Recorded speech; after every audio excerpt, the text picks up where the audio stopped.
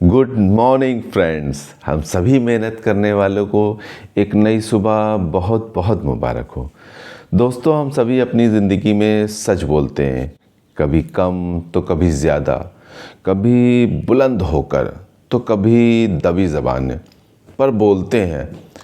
पर ये सब डिपेंड करता है सिचुएशन पर। सपोज़ दैट अगर हमारे सामने वाला कमज़ोर है हमसे, तो हम भरपूर सच बोलेंगे, बुलंद होकर सच बोलेंगे, और तो और ये कहेंगे भाई कोई गलत हो तो बताओ, और तब तक और इस तरह का सच बोलेंगे कि जब तक जैसे लगेगा उसको हरा नहीं देंगे तब तक हमें चैन नहीं पड़ेगा।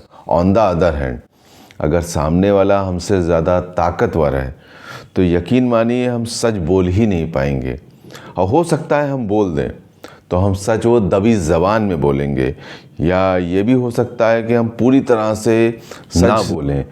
हो सकता है जो हमारा सच हो ना, वो ऐसा हो कि किसी को बुरा भी ना लगे और हम सच बोल दें, जिसको कहते हैं डिप्लोमेटिक होकर बात करना। हम पूरी तरह से डिप्लोमेटिक हो जाएं कि कोई बात हम पर ना आ जाए।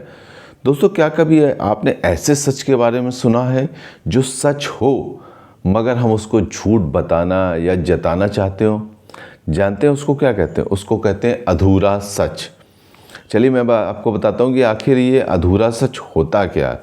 दोस्तों, ये अधूरा सच कुछ और नहीं होता है, ये सच ही होता है, बट ये हमारे अगेंस्ट होता है, जिसको हम बर्दाश्त नहीं कर पाते। वो सच बोला जा रहा होता है, लेकिन क्योंकि वो हमारे खिलाफ होता है तो हम उसको बर्दाश्त नहीं कर पाते। दूसरों को तो हम सच की परिभाषा बताते फिरते, नॉलेज देते, लेकिन अपने बारे में उसको एक्सेप्ट नहीं कर पाते, उसको टॉलरेट नहीं कर पाते।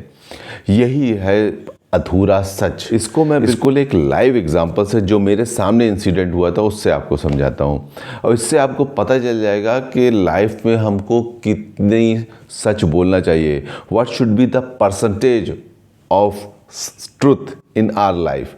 चलिए मैं आपको बताता हूँ, बिल्कुल रियल इंसिडेंट। एक बार क्या हुआ, हम सब एक मैच खेलें, एक टूर्नामेंट था, वहाँ पर बहुत सारे पब्लिक जमा थी, जैसे कि होता ही है। उसी टाइम एक लड़के ने दूसरे लड़के के साथ मजाक किया।